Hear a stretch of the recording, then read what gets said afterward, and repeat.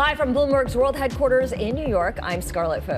And I'm Katie Greifeld, in for Tim Stenovic. Welcome to Bloomberg Crypto, a look at the people, transactions, and technology shaping the world of decentralized finance. Bitcoin having its worst day in almost a week as we close out 2025, a year that was marked by plenty of volatility. And thankfully, it is a holiday week, and we have some coal in our crypto stocking. Matt Cole, actually, he's the CEO of Strive. He will discuss digital asset treasury companies. And we keep getting headlines almost every day regarding prediction markets, the latest being FanDuel and Coinbase. That's all ahead, but let's take a look at the price action of Bitcoin over the past week or so. And this is interesting. It feels like we haven't seen this in a while. Bitcoin actually higher by about 2% over the past 8 days. As we know, it's been a very rocky year for Bitcoin with some amazing heights at $125,000 per coin. You can see the level where we're at right now, well below that $90,000 a coin, though. But we'll see. Looks like we're getting some stability here, Scarlett, as we enter the final trading days of 2025. And of course, what we've seen, of course, is that volatility is back for Bitcoin. So this is a chart of the 30-day volatility for the coin. And you can see the turning point was really early October.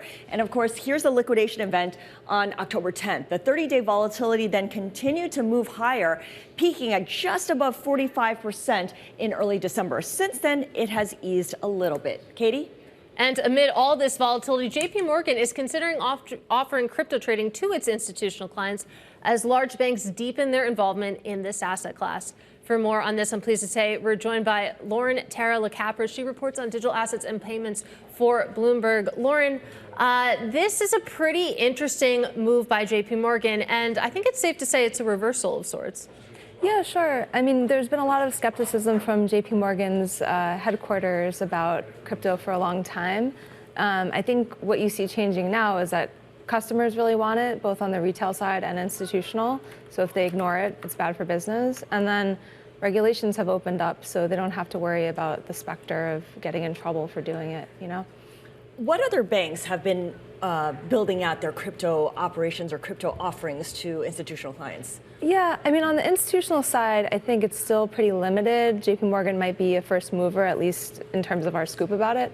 But, you know, Goldman Sachs, Morgan Stanley, even PNC had an announcement recently about getting more involved with crypto trading for clients. So it might just be the opening of the floodgates for this kind of activity.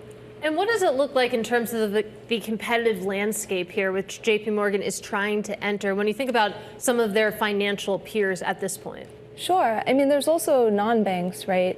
Like Robinhood and others have been kind of facilitating this activity for a long time. So the banks have to worry about not just what's in their own backyard, but the other, you know.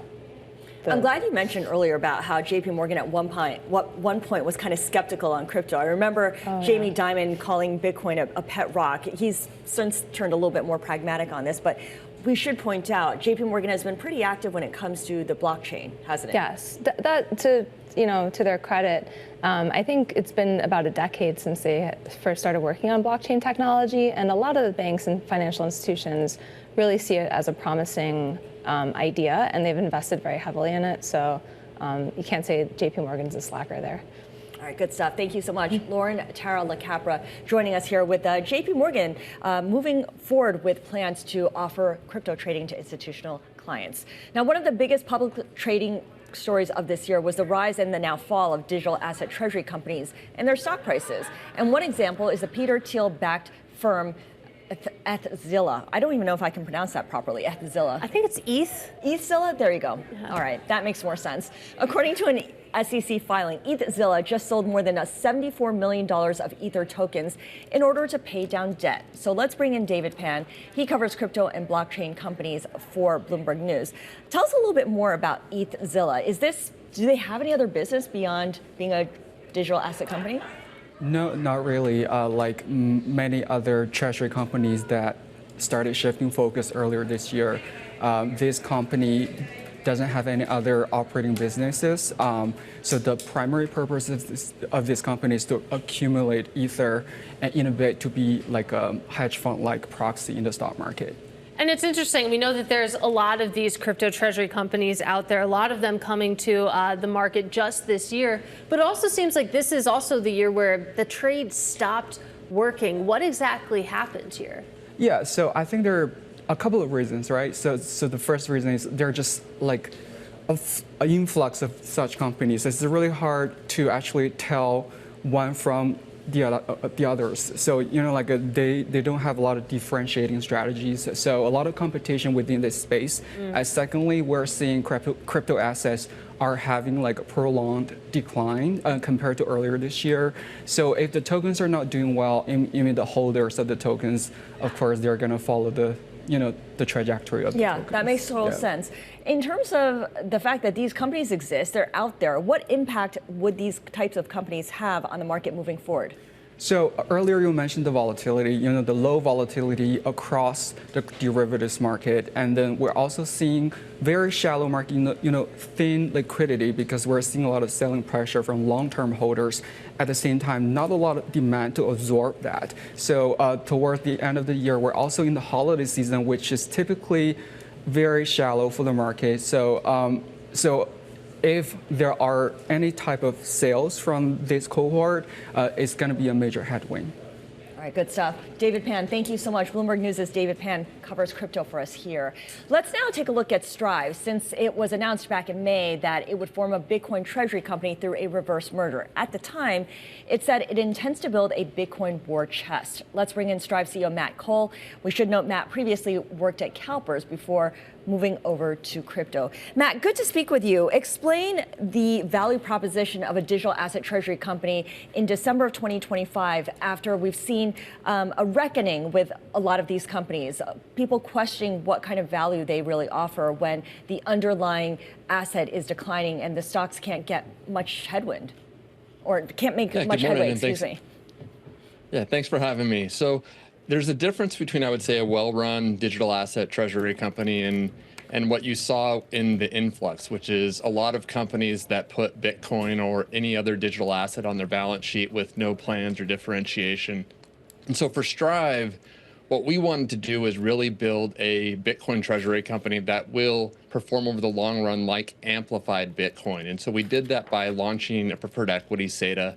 We were the second issuer after Strategy. We're the first issuer to have no debt on our balance sheet. And I think the strategy is working. It's very volatile. You can easily point to the high in our stock price or any other ones and call the question. But since we've announced the strategy on May 6th, we've actually outperformed Bitcoin by over 34%.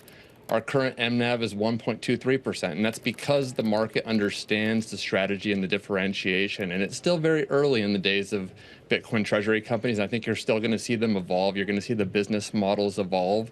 But we definitely have come down from the highs as a sector. I have to wonder, whether the market needs this many digital asset treasury companies. Of course, Strategy is the most famous. You have your shop as well, and we have a lot of other similar types of firms out there basically offering very similar services. And I wonder, whether you see any sort of industry consolidation coming, especially if we continue to see crypto behave the way it has over the past few months. You're definitely starting to see consolidation. So Strive was the first Bitcoin treasury company to announce a merger with the proposed acquisition of Semler Scientific. And Semler, for those that don't know, was the second U.S. company after Strategy to become a Bitcoin treasury company. And so I would agree with your assessment, Katie, that there are too many digital asset treasury companies today with no differentiation. I think over time, you'll start to see more sophisticated strategies emerge, and I think you'll actually see a growth in digital asset and specifically Bitcoin treasury companies with specific differentiations. But I think this current version, lacks sufficient differentiation, and that's why you're seeing a lot of them trade below the value of the Bitcoin themselves. Matt, last week we spoke with Jack Mallers. He's the 21 Capital CEO, and he spoke about how he thinks there are ways that investors should have more exposure to Bitcoin. Take a listen. My general opinion is I think these indexes should optimize to get Bitcoin exposure somehow. I think it's very important that the passive investor has access to the best performing asset in human history, the best performing asset over the last 15 years, and now one of the largest assets in the world at $1.8 trillion. That's the size of these big, Mag 7 tech companies. So I think that passive investors should have access to it. And he's referring, of course, to index compilers like MSCI, which has brought up the possibility of perhaps not including companies that are not operating companies and just hold Bitcoin as kind of an investment. You've pushed back against that idea. State your case for why you think digital asset treasury companies should be included in the MSCI indexes. There's multiple reasons, but what I think is the most important reason is that it's not the job of an index provider like MSCI to pick and choose winners. And Bitcoin treasury companies, if run well, like Strive, I'm sure 21 will be the same, like Strategy, are operating companies. We have products, we have services, we're a structured finance company. So as an example, SATA is structured finance. It's a product out into the market. As Katie knows, we've known in the old version of Strive, Strive is also an asset manager. We have 13 ETFs that trade on the New York Stock Fund. Funny enough, we use Bloomberg for our indexes, and Bloomberg actually includes Strategy in them. They have not excluded them, and it's been to the benefit of Bloomberg index holders. It's actually outperformed competitor 500 funds. And I think the first principle here is like Jack Bogle.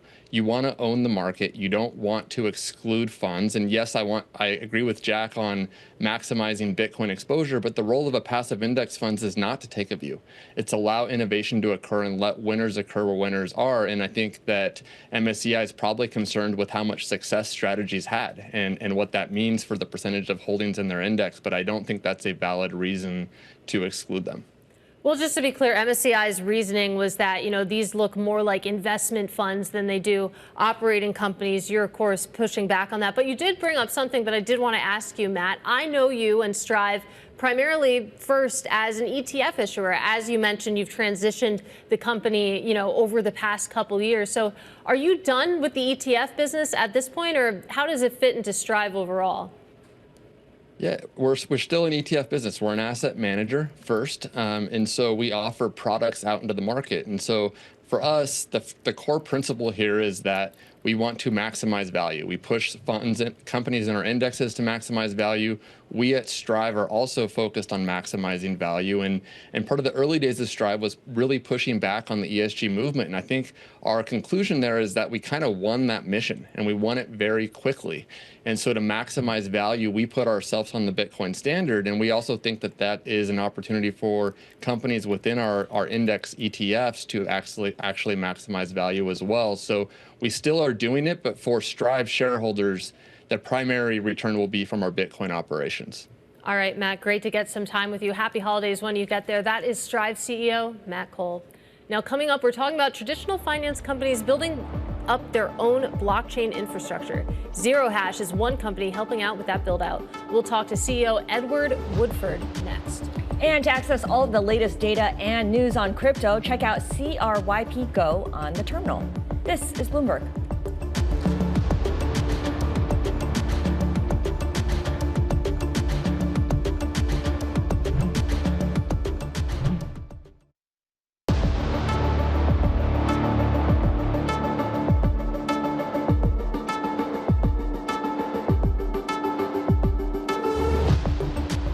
Well, we heard earlier about JP Morgan potentially getting into crypto, and we've also talked this year to other companies growing in the space like Visa and BNY Mellon. Another company getting attention on that front is Zerohash, which builds solutions for TradFi companies expanding into crypto. Zerohash CEO Edward Woodford joins us now. Edward, it's great to have you with us. Just for those who aren't familiar with your company, tell us the elevator pitch of what you guys actually provide to some of these institutions and companies.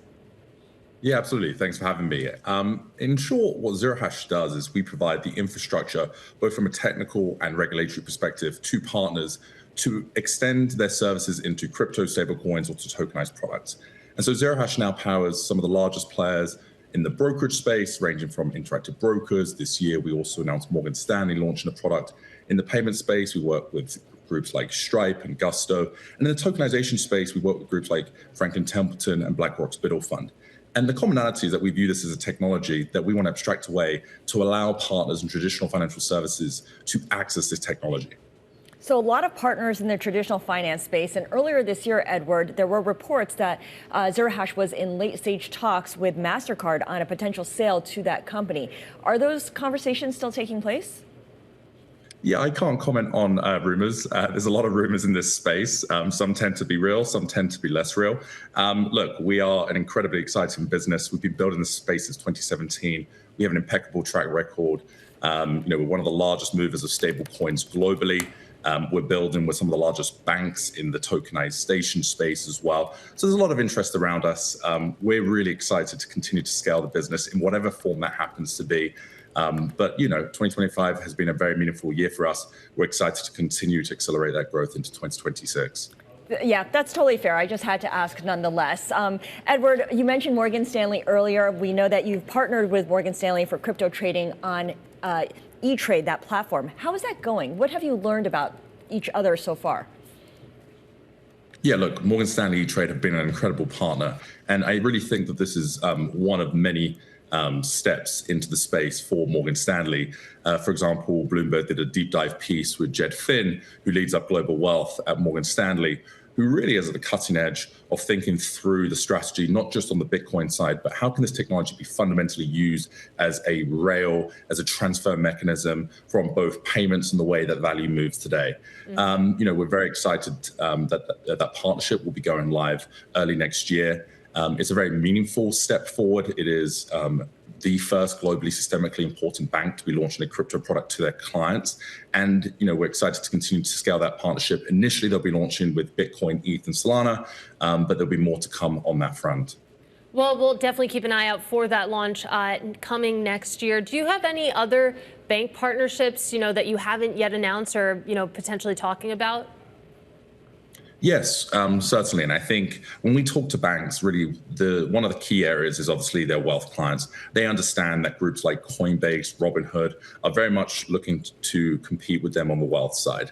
And that's become increasingly clear just this week. You've seen Coinbase make a number of announcements, Robinhood make a number of announcements. And so there's a clear convergence in the crypto and traditional financial space. Where we're really spending a lot of time with banks is around their strategy around tokenized deposits and tokenization more broadly around the transfer of equities, as well as their intersection with stable coins, which obviously has been a very meaningful year with the passage of Genius. But it's not just Genius that has moved this conversation forward. It is also clarity from federal regulators that tokenization is effectively a new ledger to move money, to move value around. And so we see both tokenized deposits moving in tandem with tokenized dollars, effectively stable coins. And so we're spending a lot of time with banks on their tokenization strategy, around their stablecoin strategy, and of course, where we've been particularly public on their crypto strategy. Yeah, I'm glad you bring up stablecoins and the Genius Act. You make the point that stablecoins will become the world's most important payment rail, and most people won't even know that it's happening. So I guess the success is in the fact that it's a seamless transition, but I wonder from where you sit, how will people experience the end result? Yeah, look, we move value across the world globally today. And I think what's really important is abstracting away that usability. I think next year you'll see a massive adoption of account-to-account movements globally, where both the blockchain at the fundamental layer, as well as the asset, i.e. whether it be USDC, USDT, ROUSD, any of the many proliferation of stablecoins that exist, will be abstracted away. And that's something that we're particularly focused on, being able to move stablecoins globally, whether it be a business-to-business transaction or consumer-to-merchant transaction, abstracting that away from a usability perspective. We fundamentally view stablecoins as a rail. Our view on banks is that they will effectively hold dollars at rest, and stablecoins and tokenized deposits will be an unrivaled way of moving money in motion. And that's what we're really seeing starting to occur. All right, good stuff. Edward, thank you so much for joining us today. Edward Woodford is CEO of Zerohash.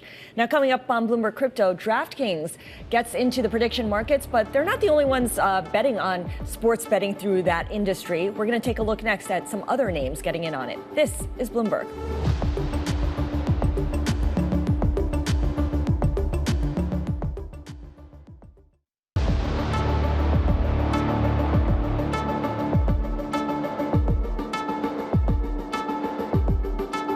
Robinhood this month rolled out updates to its AI assistant and prediction market offerings. On the heels of that announcement, I spoke with Robinhood CEO Vlad Tenev about his plans for the prediction market space.